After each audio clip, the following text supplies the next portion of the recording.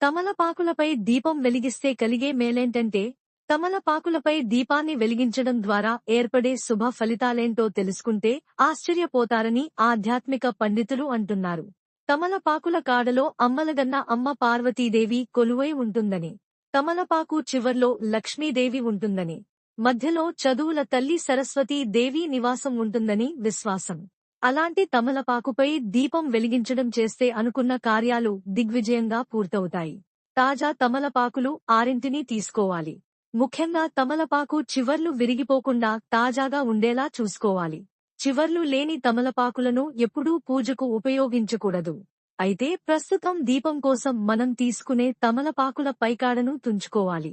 అలా తుంచిన 6 ఆకులను నెమలి పించం వలె పూజగదికి ముందున్న ఓ టేబుల్ పై సిద్ధం చేసుకోవాలి.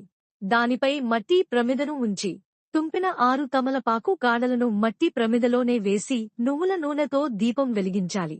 అలా నువ్వుల నూనెలో ఉన్న తమలపాకు కాడల నుంచి మంచి వాసన వస్తుంది.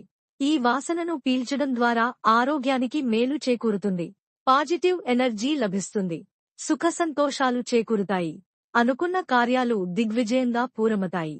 నా ఛానల్ని సబ్స్క్రైబ్ చేయండి, లైక్ చేయండి, షేర్ చేయండి, కమెంట్స్ చేయండి. మీకోసం మరిన్ని వీడియోలు చేస్తాను. Thank you for watching.